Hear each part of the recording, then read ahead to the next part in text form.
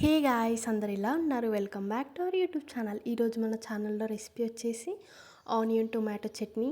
Dosa, idli, rice దేంట్లోకైనా సరే taste అయితే అద్దిరిపోతుంది. రెసిపీ చూసేద్దామా? ఫస్ట్ ప్యాన్లో 2 టేబుల్ స్పూన్ వరకు ఆయిల్ వేసుకోండి. ఆయిల్లో మినపప్పు వేసి మంచి స్మెల్ వచ్చే వరకు కూడా లో ఫ్లేమ్లో రోస్ట్ చేసుకోండి.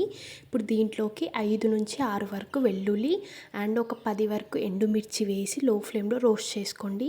ఇప్పుడు దీంట్లోకి కట్ చేసి పెట్టుకున్న ఒక ఆనియన్ వేసి ఆనియన్ సాఫ్ట్ అయ్యే వరకు కూడా ఫ్రై చేసుకోవాలి.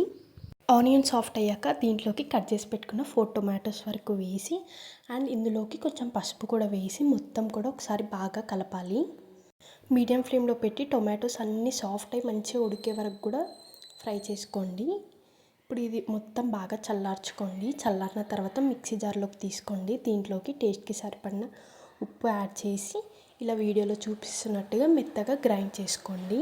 మొత్తం కూడా ఒక బౌల్లోకి తీసుకోండి. ఇప్పుడు పోపు పెట్టుకోవడానికి 2 టేబుల్ స్పూన్ వరకు ఆయిల్ వేసుకోండి. ఆయిల్లో మినప్పప్పు, శనగపప్పు, జీలకర్ర, ఆవాలు, ఒక ఎండుమిర్చి అండ్ కొంచెం కరివేపాకు వేసి కలర్ చేంజ్ అయ్యాక చట్నీలోకి పోపు వేసి ఒకసారి మొత్తం కూడా బాగా కలిపితే అంతే, ఆనియన్ టొమాటో చట్నీ అయితే రెడీ.